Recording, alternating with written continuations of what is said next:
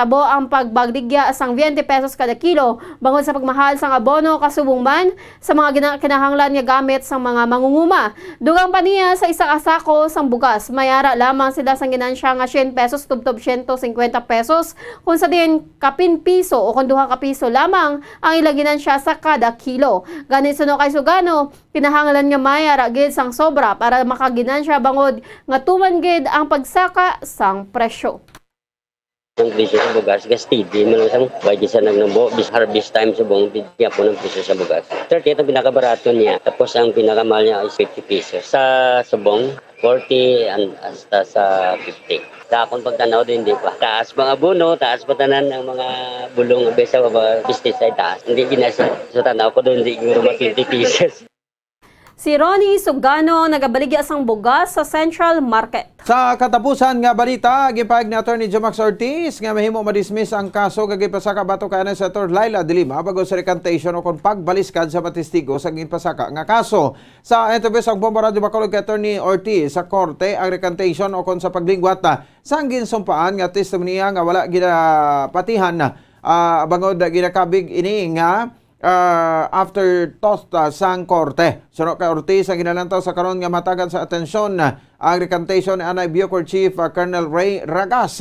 Sunod diri santo sa pahayag ni Ragas nga gindiyon sini ang recantation bangod una sini nga ginsumpaan nga pahayag ang bunga lamang sa pagpilit sa iya ni Anay Justice Secretary Vitaliano Aguirre. Ginpagman sa abogado nga ang pagtestify liwat ni Ragas ang ginpaboran sang korte kay sa tion matabo ini mahimo nga madismiss ang kaso ni de Lima. Aminado man sa Ortiz nga bisan sa korte sa siyudad sa Bacolod, mayra sang na-dismiss nga kaso bangod sa recantation o kon paglain sang testimonya sang mga testigo. Pwede bala makatestify liwat si Ragas ka magpungko sa witness stand dapat sang korte. Yes, ginpaboran ni Laila de Lima. So kung mag-testify na anytime, ini si Ragas anytime from now, then in all likelihood nga ining kaso ni Laila de Lima will be dismissed kay i-acquit siya on the basis of the recantation ni Ragas.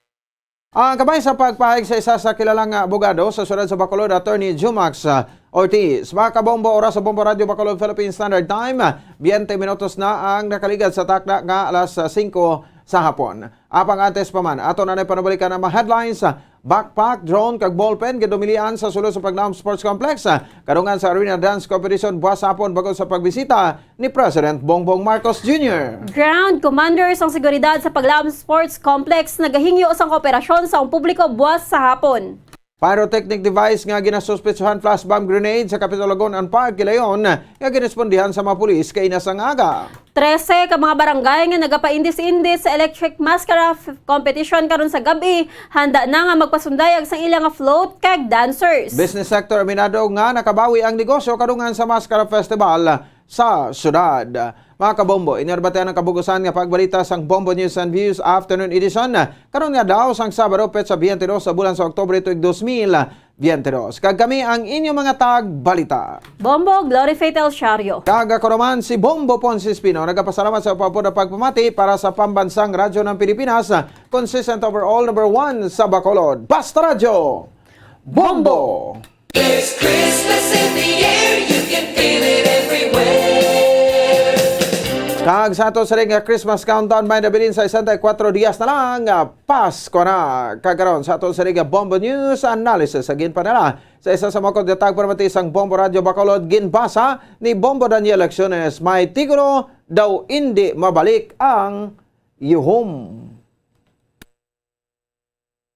Balik yuhom apang ang guya daw mag-aaslom. Istriktuhon ang pagtililipon bangod nga madamo sa mga VIP ang magatililipon. Damo ang ipatuman nga mga restrictions. Magatambong manabi ang presidente, dala niya ang first family.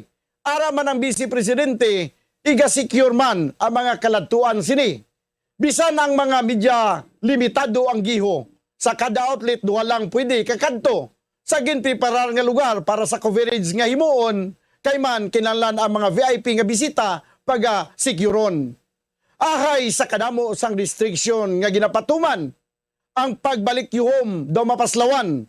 Kung kisa daw makapamangkot kita sa ngalang-alang para sa kay sino bala ang ini nga kasadyahan. Ang ini nga panguna-una pananawa naging padala ni Danilo Cruz sa barangay Tangob, Bacolod City. Isa sa mga heritage churches diri sa probinsya sang Negros Occidental, yara makitaan sa Rizal Street, Barangay Zone 6, Talisay City, amo ang San Nicolas de Tolentino Church. Ang ini nga simbahan tuman katahom bangod sa pagsampot pagid lamang sa fasad sini, yara ang pinasahi nga portico o kon porch, kag sa pagtangla sa tubang sang simbahan makitaan ang clean lines, ang twin towers nga may magagmay nga domes sa ibabaw sini.